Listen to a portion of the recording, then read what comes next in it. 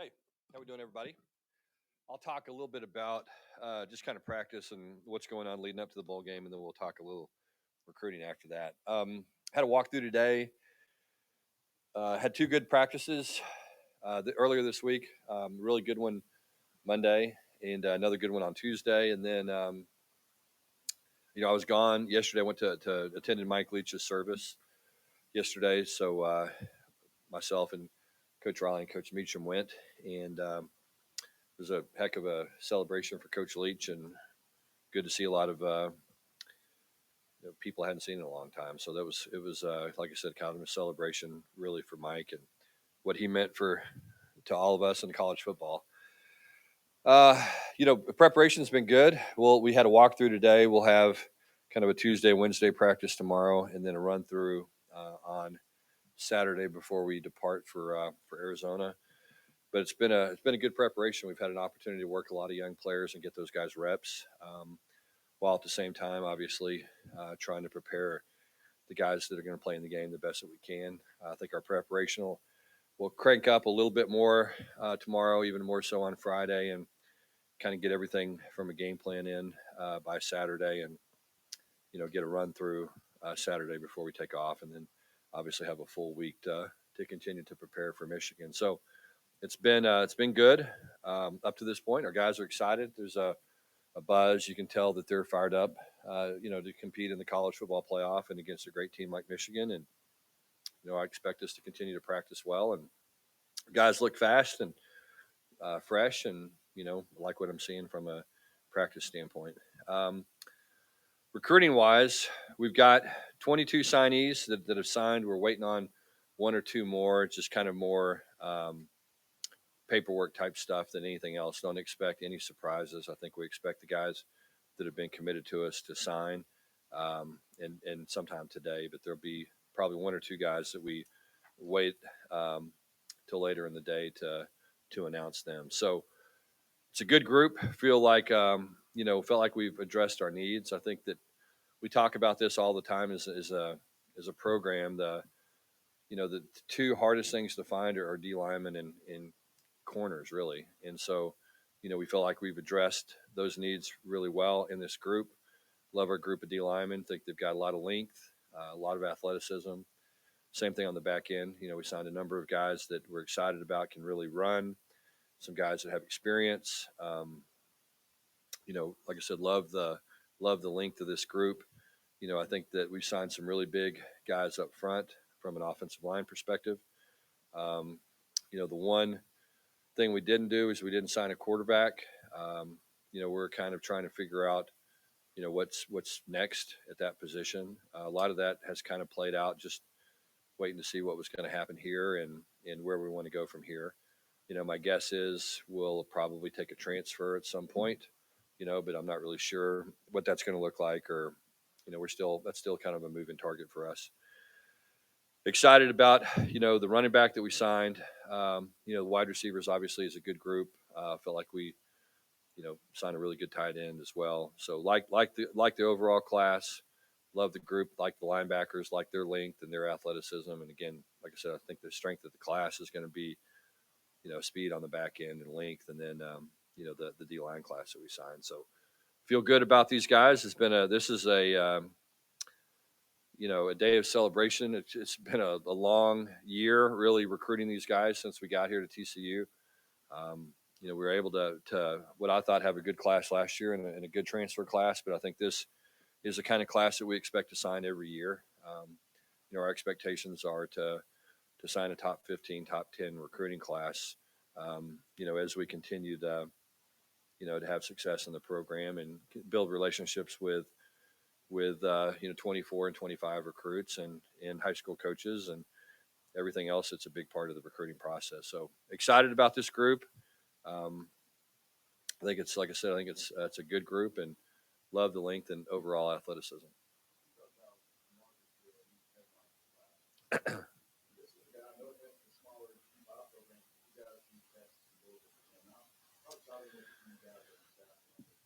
Yeah. The good thing about Marcus was, Marcus is a relationship guy, and his dad Mike's a high school coach, and it's one of those things we just kind of kept chipping away. with him, and just I think Jamarcus did a really good job recruiting him. I think Joe's relationship with him as well, and his dad, I think, was important, and just he's a heck of a player. I mean, he's the kind of defensive lineman you have to have, I think, to have a dominant defense. You got to have that kind of size and length and strength and athleticism, and I think he's from a size standpoint, a guy that's going to transition pretty easily here. I mean, he's big enough right now to come in and have a chance to get on the field and play for us. So I think, he's a great kid. He's going to be a hard worker. Had a chance to watch him play live this year. Was really impressed. He played, both ways a lot of times and was very productive, and excited about him. And again, I think that's where you have to build your football team is up front on both lines of scrimmage, and we were able to sign some big dudes that I think are going to be good players, down the road.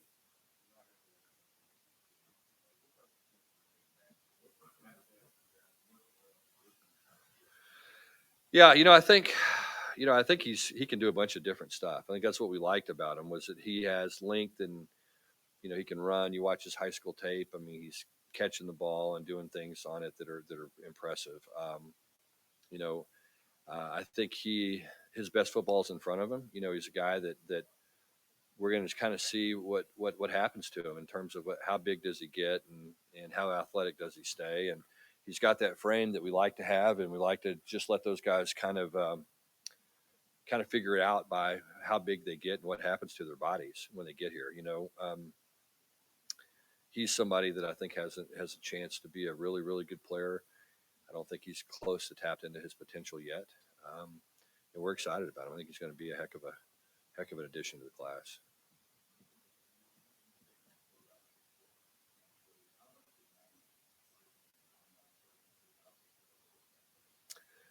I think, well, first of all, Max did exactly what Max always does. I mean, he tried to think about the team first when he kind of sat down and thought about his timeline in terms of whether or not he was going to come back and when he was going to announce it and everything. And I think he probably made the decision maybe a little more quickly than he wanted to, I think, in some ways, but he just wanted to do everything he could to help take care of, the program and give us the best option moving forward. And so very appreciative of the way he handled that. And he handled it exactly the way you would expect Max to handle it. I think that's the big thing for us. I mean, we felt like coming into the year, there was a small group of quarterbacks that we really liked. And, we kind of took a shot at those guys. And then our thing was, we feel good about some of the young guys that we've got in our program right now. And so we felt like we wanted to try to, go get a top tier guy. And if we didn't get one of those, then the thought was to, maybe address that position with somebody that's got a little bit of experience. But, we'll kind of see how it plays out. I mean, I think that there's, the most important thing I think at that position is finding a guy that fits. Just his skill set fits and his temperament fits us. And so there's a lot of guys in the portal and a lot of people that have reached out to us, as you can imagine, that are really good players. I think we could have gotten in on any of these top quarterbacks had we felt the need to do so. I think our deal is to, we feel good about where we are in that room right now, but at the same time, there's just so much uncertainty with that position these days. And anytime you can add a quality player, you want to do it. And especially somebody that's got a little bit of experience. Oh, no, I don't think. I mean, we're looking to just like we do anywhere else, recruit the very best player we can, and then roll the ball out and see what happens.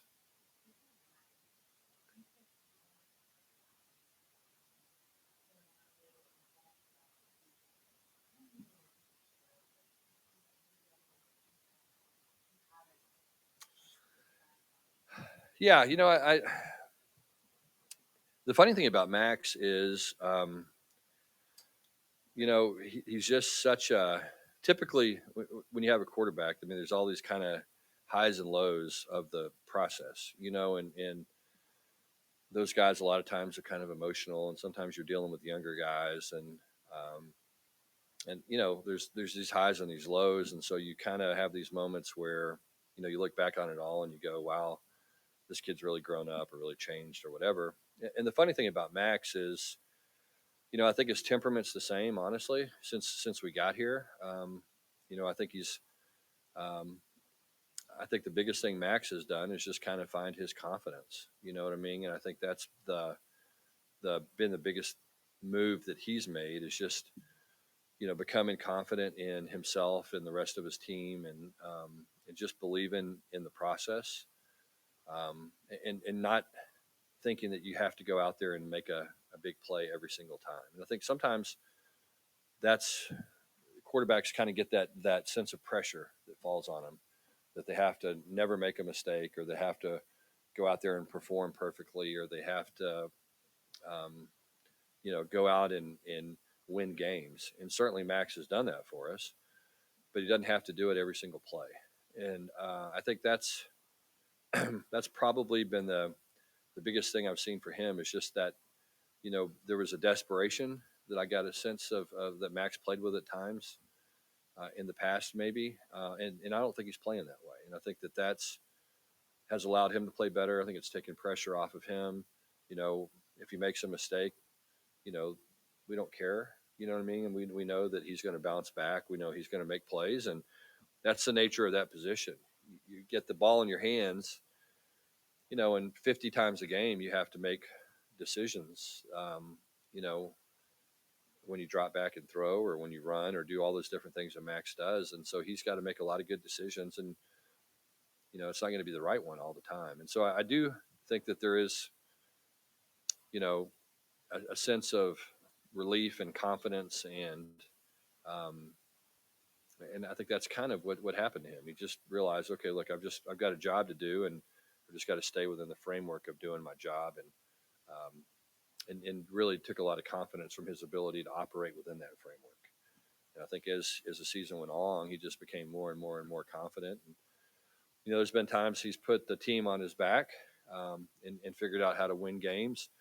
But I said earlier, he hadn't had to do it every play, and I think that's been a big relief for him. So you know, he's just one of those kids that's just been incredibly steady in his approach and in the way he handles himself. When things go great, he's got the same mentality. When things go bad, he's got that same mentality. And I think everybody in our program appreciates that consistency in his approach that he brings every day. He's kind of got that pro mentality. And I think that's a good thing for a quarterback to have.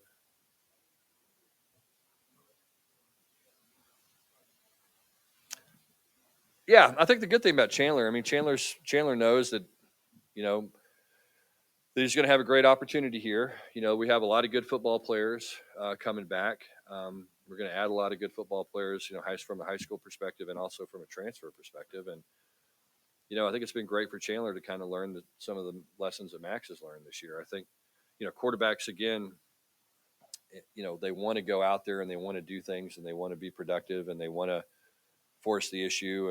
And what Chandler's had an opportunity to do is see Max and how he's grown, and he lets the game come to him more. And so Chandler realizes there will be a quarterback competition like there always is, just like there'll be a running back competition and a center competition and a right tackle competition, and that's just part of football. And and I think he's okay with that. He understands that. I think he's excited about the possibility of continue what Max has started. And the trajectory of the program. I think he's excited about that, and excited about the kind of players he's going to have a chance to play with. Um, but like anything else, he's going to have to earn the job, and he's done it before, and I think he'll do it again.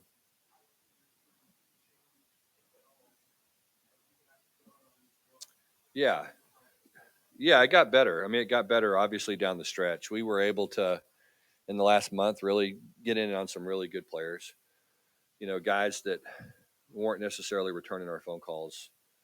You know, 6 weeks ago, all of a sudden we're returning our calls, and so it allowed us to go recruit, I think, the best junior college corner in the country, and to go recruit some really, really good players, and add those guys to what we felt like was already a really good class. So there were 6 or 7 guys that I think were late additions to the class that to me really were kind of elite level type players. And so, like the guys that we signed, I think that was the thing that happens to you sometimes during recruiting, is especially with the way things happen these days. Sometimes you get buyer's remorse. You take a kid's commitment his junior year a little bit, and you go, well, he didn't play very good as a senior and all that. Well, we've had a chance to really monitor all these players. We evaluated them week to week. Jeff Jordan and his staff do a great job of every single week of going through and watching every single player that's committed to us and guys that are still on our board and evaluating them and making sure that there's somebody that we're not happy with. And we didn't have any of those guys. We didn't have any buyer's remorse on the kids that committed early, and then the success that we had as the season went on allowed us to get in on some really good players. So, I think this is just the beginning from a recruiting standpoint. As I said earlier, I anticipate us, being able to recruit against anybody in the country.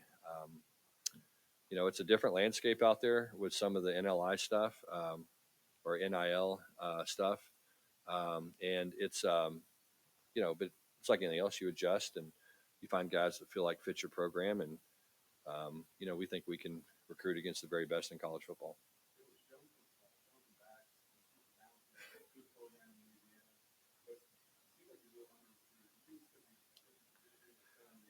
Yeah, it's interesting. He was one of those guys that kind of the same thing. Once he committed to us, we thought, okay, the cat's out of the bag. There's going to be a lot of people that are on this guy, and I think they were. I think the thing that happened, I think, with that recruitment was, I think a lot of people flirted with him and realized he was pretty firm to us and kind of moved on. But he's same thing as we talked about earlier with Max. I mean, you just love his length and his athleticism, and he's going to be a really big guy.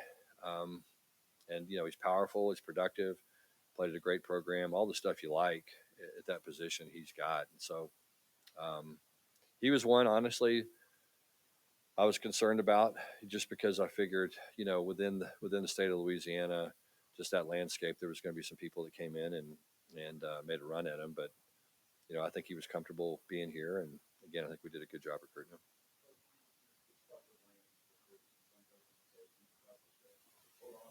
Yeah, yeah, I did. Yeah, there wasn't. Look, I was on the phone till 3 a.m. last year, and my wife, with some recruits last year, and it felt like this class was a lot more. We just had relationships with these kids. Last year, it was everything was happening so fast, and a lot of the stuff was, there was just a lot of uncertainty, and now we know these kids. We've seen them a million times. They've been around us a million times. I think there's a true relationship there, and I think to me that's what recruiting's about. Um, and so I really believe that it took certainly a lot of anxiety off of me. It's probably the first time in my career that I actually slept the night before National Signing Day. And I got a good night's sleep last night, and was on the phone a little bit last night, but not much. And so it was nice to not have a lot to worry about. And I think again, I think that speaks to you know the consistency that we've had in terms of getting to know these guys, and I think it speaks to the character of the people that we're recruiting, and the fact that we're doing things the right way in terms of building relationships. And I think that's what recruiting is supposed to be about. And sometimes I think that gets lost in the shuffle a little bit, because there's so many different factors that go into it. But knowing somebody and investing in somebody, to me, is always the most important thing.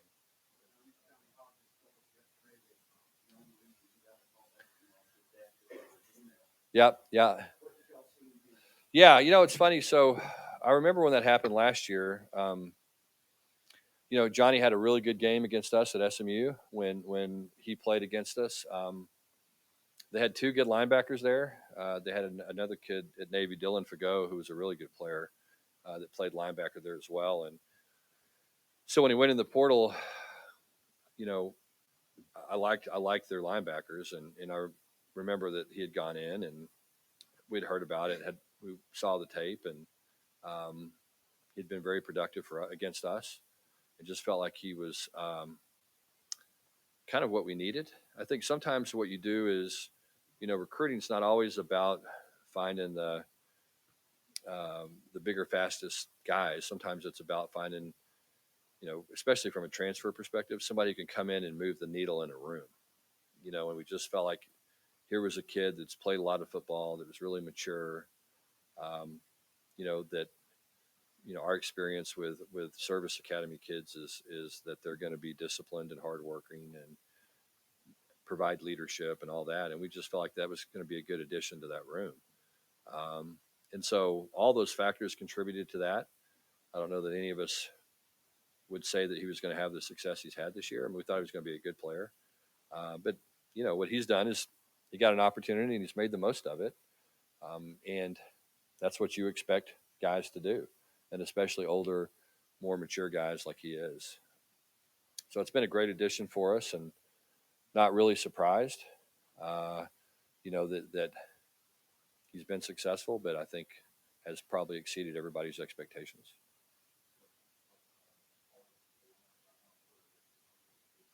hmm Yeah, I thought we did a really good job. I mean, I don't know exactly what the numbers were from DFW. I think, you know, I mean, you've got to be able to recruit your backyard. There's no successful football programs, in my opinion, that don't recruit their own backyard and that aren't dominant when it comes to recruiting their own backyard. And again, it comes down to relationships. And when you recruit somebody who lives 15 minutes away, obviously can get here on campus. You can get to know them. You can get to know their parents. Um, you have a chance to build a relationship with somebody as opposed to somebody that lives 15 hours away. I think that's always going to be important for us. I think it's going to be really important as we move forward to continue to have a ton of success in Dallas. And, we feel like that if somebody goes to high school in Dallas, we ought to be able to recruit them. Doesn't matter who we're recruiting against or what kind of logo they have or whatever. Um, we're going to have a chance to get to know them and get them on our campus. And one thing that we've learned is if they come to Fort Worth and they come to TCU and they spend time on the campus and they see our facilities and they, most importantly, get around the people in the building, the players, the coaches, the support staff, then they're going to have a good experience here. And to me, that's the biggest thing that we have to sell.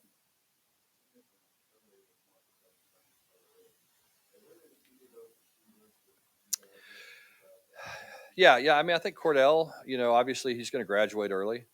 We've got a pretty significant number of early graduates, and if you look, like Dom, for example, Dom, in my opinion, probably would not have been able to play as much or be as good a player as he was this year if he didn't graduate early and go through spring ball.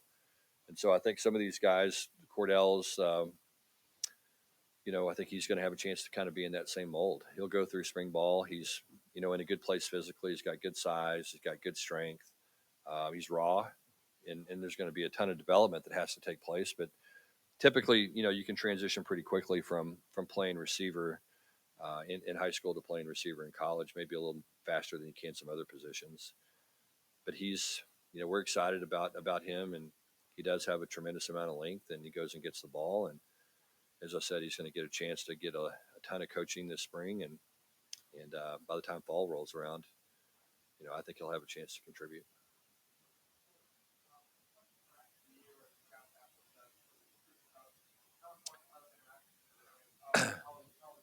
Yeah, yeah, really important. I mean, I think that's as you begin the recruiting process, excuse me, with the 24 guys that we're recruiting right now, we're already pretty far down the road with those guys. But the first thing that always happens is the conversation with the coach. Okay, tell me about Joe. What kind of guy is he, and do you have any problems with him? How does he, how hard does he work academically? What kind of teammate is he? Are there anything we need to be concerned about off the field? That typically is one of the first conversations you have when you begin recruiting somebody. It's just trying to get a feel for what kind of person they are, and then because that changes how you have to recruit them in some ways. Everybody's a little bit different. The cool thing that I love about recruiting is, I mean, if you put our football team in here and you say, okay, there's 85 scholarship players in here. Why did you choose TCU? You're going to hear 60 different answers. Everybody's got a little bit different reason for being where they are. And I think if you took our coaching staff and sat them in a room and said, why are you at TCU? I think the same thing. You're going to get a lot of different answers. And that's the key, is to find, what appeals to that individual, and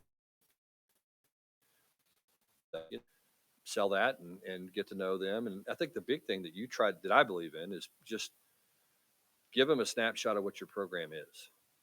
When they come here, give them a bird's eye view of the way we interact with our players, have them watch practice, have them get around the program, and just see if it's a good fit for them. And if it's a good fit, then typically they're going to be pretty successful, as opposed to somebody who's not comfortable with that situation. And I think that's a big part of of this whole recruiting process is we don't try to. We're kind of a low pressure sales team, just because we're not trying to talk anybody into doing anything. We think that their experience will speak for itself.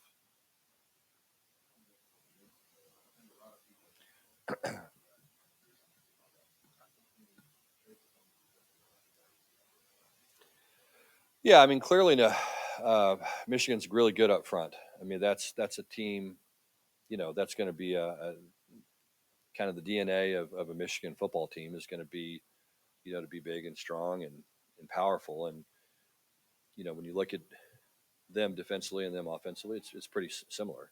I think on defense, I really like their tackles. I think they're not only big and strong and powerful guys, but they use their hands really well. Um, they do a nice job getting off blocks. They create separation with their hands and really do a nice job rolling their hips and playing physical and being good fundamentally. I think that's the thing that sticks out probably with those guys. It's just you can tell they're well coached and you can tell that there's an emphasis on fundamentals. Um, and the whole front is really that way, but in particular the two inside guys. They are, a tough, hard nosed, football team, and again, it's kind of the signature of the Big Ten in a lot of ways, and has been the history of Michigan football, going back a long way.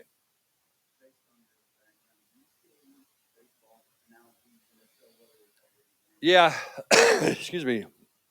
One of the things I talk about too sometimes is kind of, and I think it makes a lot of sense, is talking about quarterbacks in terms of when when you are standing back there in the pocket and you're facing the pass rush and you're doing all the things that a quarterback has to do. I could kind of call that an at bat. It's like getting an at bat. And so what you have is you've got every at bat you get, you learn a little something. Every snap as a quarterback, you learn a little something. You can go hit in the cage, and that's a little bit like throwing 7-on-7, but it's not the same until you kind of get out there and do it. And that's one of the things that we talk about a lot is quarterback at bats and how many at bats does this guy have and how much has he improved. Because I do think it's kind of a good way to look at it. Because as I said, I mean, it's, you see all these quarterbacks that are really good fundamentally and they look really good dropping back and they got a great arm and they, look really pretty throwing on air. And then you get them into a game and all of a sudden they're not comfortable. And there is a certain characteristic that really great quarterbacks have that, you think about all the stuff that's going on in front of your face and all these people coming at you and all the stuff going on, not only in your face, but at the second level and at the third level, and all these decisions that you have to make and you have to process while at the same time you got to find these lanes to throw the ball. And so it's a really difficult position to play. Um, and that's why, you go watch quarterbacks. Sometimes you go, I'll never forget is when I was coaching at Arizona, I went and watched the Cardinals play, and they had drafted Matt Leinart and they had Kurt Warner, and you watch those two guys next to each other. And I remember driving away going, man, I feel bad for Kurt Warner. I mean, he can't play anymore, and you know he wins the MVP that year, and it's just because he was really good at all the other stuff, and he necessarily didn't look great, wasn't as good an athlete as Matt, didn't move his feet as well, didn't have as big an arm, but understood how to play the game. It's like Greg Maddux as a pitcher. How can a guy that throws 82 miles an hour or 85 miles an hour be one of the best pitchers in Major League Baseball history? It's because he just understood the game. And it's not always about the big arm or overpowering guys. It's a lot about understanding the game. We're not practicing, so it's going to be we're going to practice here the morning of Christmas Eve, and then we'll depart that afternoon. And so it's going to be a Sunday for us, which is or really it's going to be like a Saturday for us. We're going to have let the guys rest up, and then we'll pick up with the next day will be like a Monday practice, which will put us one day ahead, or excuse me, like a Tuesday practice. So really, when we get there, Christmas Day is like a Monday, which we don't practice, and then that Monday will be like a Tuesday. And so that Tuesday will be like a Wednesday. That Wednesday will be like a Friday, and then we'll get back to it. And Thursday will be like Thursday, Friday like Friday. This will give our guys a little bit of extra time to recover as we go into the game. And It's what we do typically when we have an open week. We've had a chance to get the game plan in a little bit earlier, and it's something our players are comfortable with, and so that's what we'll do. Yeah. So we'll do some stuff Christmas morning. I think we're doing a Christmas brunch together, and then let the players try to have a little bit of free time. And then they're going to go to an Arizona Cardinals game that afternoon. I think at 5 o'clock. Our team's going to watch the Cardinals play.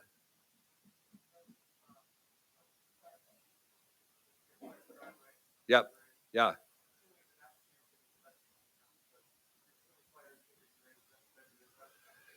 Yeah. Yeah. I think you know this always gets lost in this conversation a little bit. There's so much emphasis on winning and so much emphasis on players going to the NFL, and there's so much attention paid to the top 10% of the guys, that are going to go move on and go to the league, and the important thing that our job is to take care of the 90%, that aren't going to go play in the NFL, and make sure they get their degree. And not only do they graduate, but they graduate in something that's meaningful and something that's going to allow them to, to be successful. It's a competitive work environment out there, and we want our guys when they leave TCU to be ready to go compete. And we think that we're going to teach them, a work ethic and attention to detail and all the things that you have to be a good football player. And those things carry over to being a successful business person as well. But getting your degree is ultimately why you're here. I mean, that's what this whole experience is about. It's about, leaving home uh, a boy and coming home a man with a degree in hand, and growing up and learning about being a good teammate. And, and you hopefully these guys will go on and be good husbands someday and good fathers and good at whatever endeavor they choose to do. But I do think that all our guys will be better husbands because they've learned to sacrifice for each other.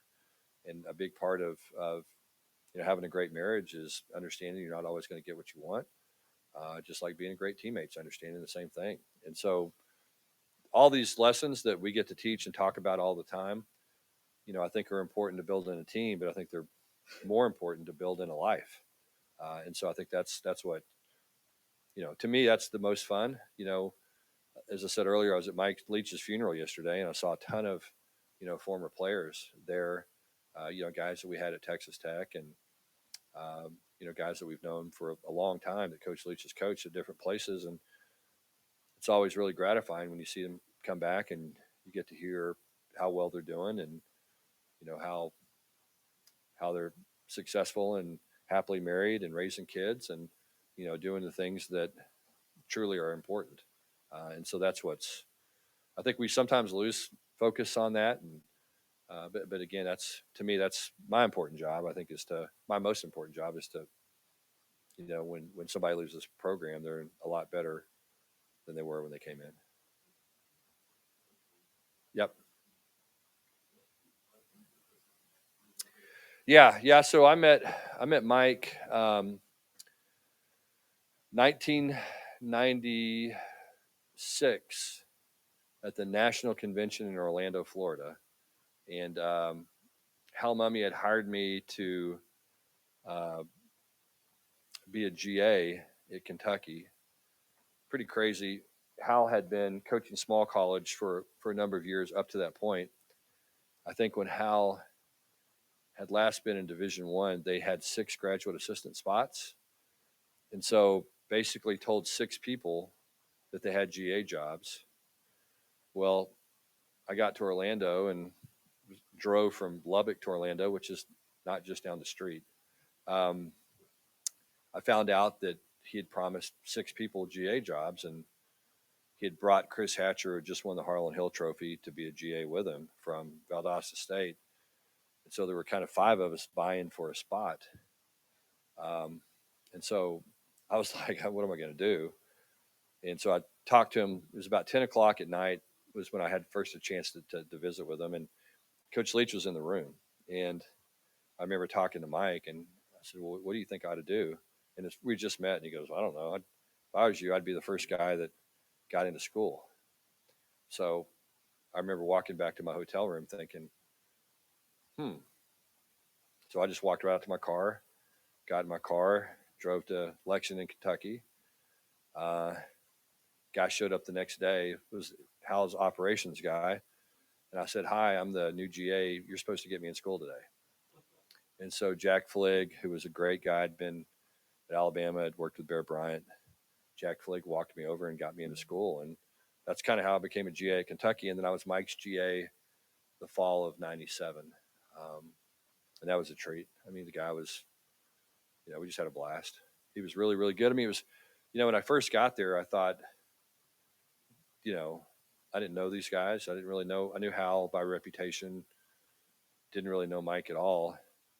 I thought we were going to get our brains beat in just because they thought, they had no conventional thoughts about football.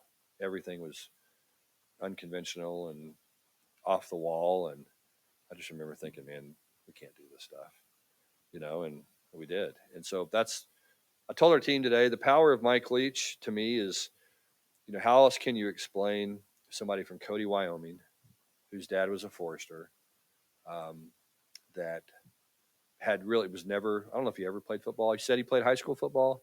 I always wondered, um, how could that guy that had no football background, become probably the biggest influence on football, certainly in my generation, that there has been. And it's just because Mike believed in himself. He had a lot of confidence. Um, he wasn't afraid to try something different. And it's pretty remarkable. I mean, really, you think about that. I mean, a guy that he started out as a coach in Finland, and because he couldn't get a job anywhere else, and went to Hal Mummy to Iowa Wesleyan, and made nothing. Um, and those two guys just kind of figured out their path, and they weren't afraid to try something, and they were smart and ambitious and worked really hard, and like I said, probably had the biggest impact on football than anybody. And I mean, it's the ultimate underdog story. And I think that's what's so cool as you go in back and you look at everybody's time with Mike. There's player after player after player after player that had that same underdog story. Whether it was Wes Welker or Danny Amendola or these guys that have been incredibly successful. You know, Lincoln Riley. I mean, Lincoln Riley was a walk-on quarterback that was so bad from Muleshoe. We told him he couldn't be a player anymore. He had to be a coach. And and just again, typically in our sport, if you're a really good player, you got all the advantages. And when it comes to breaking in college football, and a lot of these guys didn't, and they just worked really hard. And I think we all believed we could because we saw Mike Leach do it. And I think that's the great lesson of Mike is, how in the world could he pull that off? There's just not many people that could do that.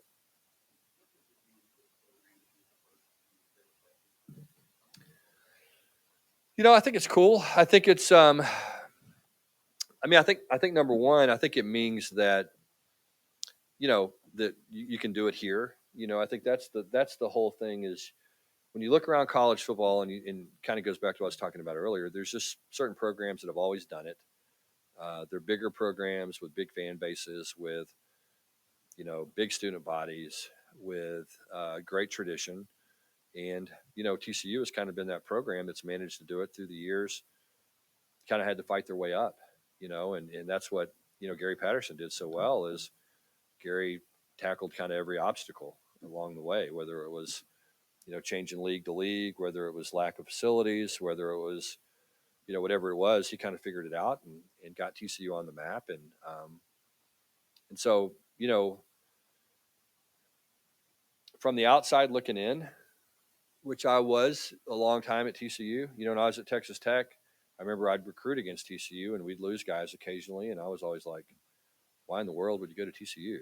And when I came here in 2017, that's when I was kind of like, "Oh, I get it. I see why these kids come here." I see the school and I see the commitment, and I see the facilities, I see the city. Um, just I see the winning culture. I see all the things here, and it makes a lot of sense for somebody to want to go to school here. And so I'm not surprised that that's the case. I think that, you know, a big part of being successful in a weird sort of way is getting out of your own way. And I feel like that TCU's been able to do that. We don't create our own problems. I think the administration here has always done a good job of hiring quality people, providing them with the resources they need, and then let them go do their job. And certainly Gary did that for a long time, and hopefully that's what we're trying to do as well. And that's not the case at every school, believe me. I've been at schools where you didn't have the resources, or you didn't have the commitment, you didn't have the, um, you know, the things that we have here. We're in the, I mean, look at the state championship football teams. All the big classification teams are all teams that were DFW teams. And so, the best talent, in my opinion, best high school football players, in my opinion, are close to DFW. Now there's lots of good ones from all over the country, and there's lots of good ones from all over Texas, and but there's a lot of really good ones right in our own backyard. And so talent acquisition is a big part of this. Same thing with coaching. Acquiring really good coaches, and then having enough resources to be able to hold on to them is really important as well. And it's the same thing with players. The better players you can bring in, obviously the higher their ceiling is. And we have such a commitment here to doing things the right way, and we provide so many resources to our student athletes that if you have a plan and you work your plan, then you ought to be able to have success. And that's what's happened here. And like I said, some of the other programs, in my opinion, just have a very difficult time kind of getting out of their own way. Okay. Thank you, guys. Appreciate y'all. Okay. I'll enjoy the break.